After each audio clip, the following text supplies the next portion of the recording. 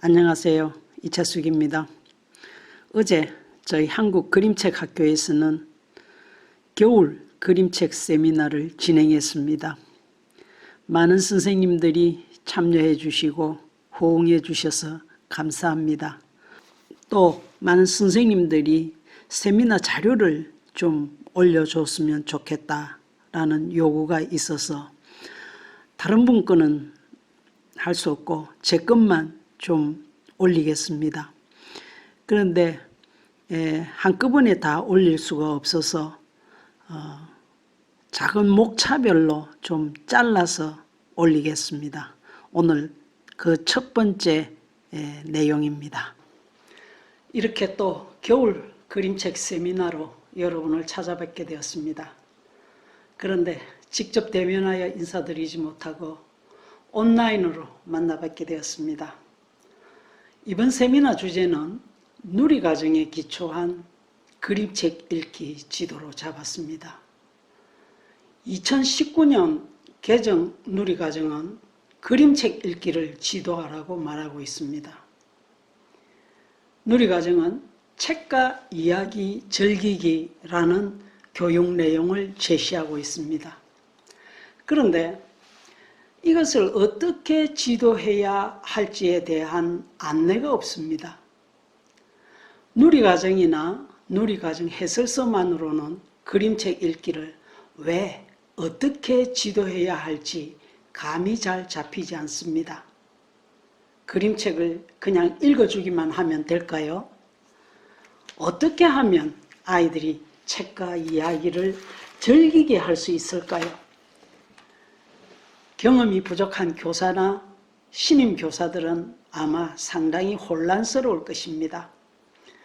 그래서 우리 한국그림책학교에서는 이번 겨울 세미나 주제를 누리과정에 기초한 그림책 읽기 지도로 잡았습니다. 제가 먼저 좀 원론적인 이야기를 하고 우리 한국그림책학교의 세 분 박사님들이 차례대로 나오셔서 연령별로 그림책 읽기 지도를 어떻게 해야 할지 그 구체적인 상호작용 방법들에 대해서 이야기하겠습니다. 유용한 시간이 되었으면 좋겠습니다. 우선 저는 목차를 이렇게 잡았습니다. 첫째는 그림책 읽기의 목적은 즐김이다. 둘째는 그림책 읽기의 즐거움이 어디에서 오는가. 셋째는 그림책 읽기의 의미와 가치를 살펴보겠습니다. 넷째는 누리과정과 그림책 읽기 지도라는 제목으로 말씀을 드리고자 합니다.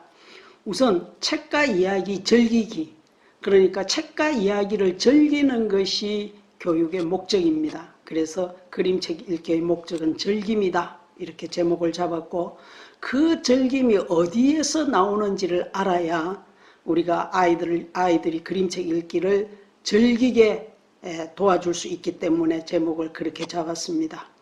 그 다음에는 그렇게 그림책 읽기를 많이 즐겁게 하면 과연 누리과정이 원하는 인간상을 실현할 수 있을까?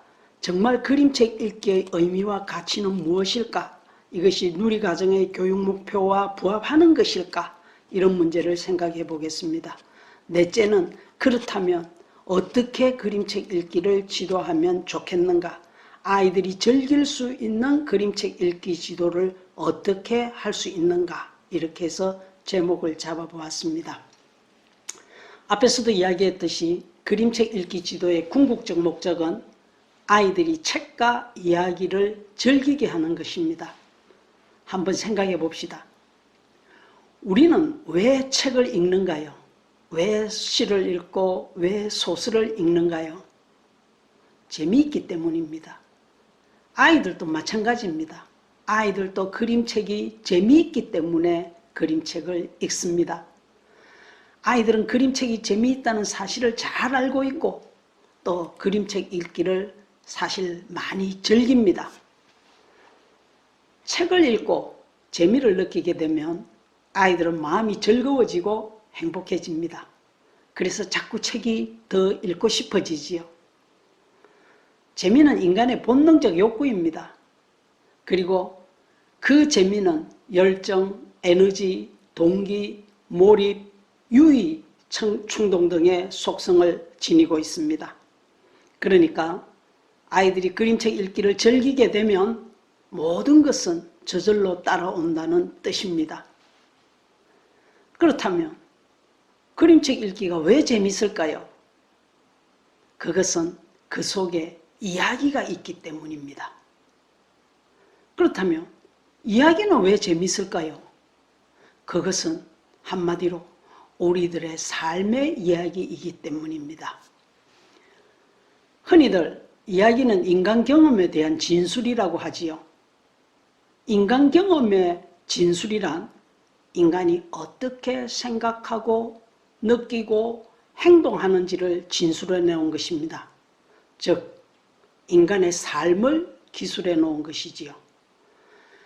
인간이 어떻게 숨쉬고 밥을 먹고 잠을 자고가 아니라 어떻게 생각하고 어떻게 느끼고 어떻게 행동하는지를 기술해 놓은 것입니다. 아이들은 이런 이야기를 본능적으로 즐깁니다. 저도 이야기를 많이 즐겼습니다. 저는 교회를 다니는데 어렸을 적 교회를 가는 가장 큰 목적이 예배가 끝나고 난 다음 선생님들이 이야기해 주는 것 때문이었습니다. 그 이야기를 듣고 동네에 돌아와서 다시 아이들을 모아놓고 이야기를 해줬습니다. 담벼락 밑에서. 그러면 아이들이 지우개도 갖다 주고 연필도 갖다 주고 그랬죠. 왜 그랬을까요? 재밌으니까요. 아이들이 자신의 이야기를 하는 것도 즐기고 남의 이야기를 듣는 것도 즐깁니다. 그러니까 아이들이 귀담아 들을 만한, 즉 생각해 볼 만한 이야기를 들려주면 아이들은 저절로 즐기게 되어 있습니다. 그런데 아이들이 이런 이야기를 듣는 것은 즐기는 것에 그칠 뿐만이 아니라 인간 발달에 매우 중요합니다. 어쩌면 인간 발달은 이야기의 틀 속에서 이루어집니다. 아이들이 남들이 들려주는 이야기를 듣고 생각하고 상상하면서 그 의미를 해석합니다. 그 과정을 통해서 아이들은 점차 세상을 이해하고 다른 사람들의 마음을 이해하게 됩니다. 그러니까 한 번도 남의 이야기를 듣지 못한 사람은 세상을 이해할 수도 다른 사람들을 이해할 수도 없습니다. 사람이 이 세상을 살아가는데 자기가 살고 있는 세상을 이해하고 함께 살아가고 있는 다른 사람을 이해하는 것보다 더 중요한 것이 뭐가 있을까요? 우리는 어떤 형태로든 남의 이야기를 들으면서 살아갑니다.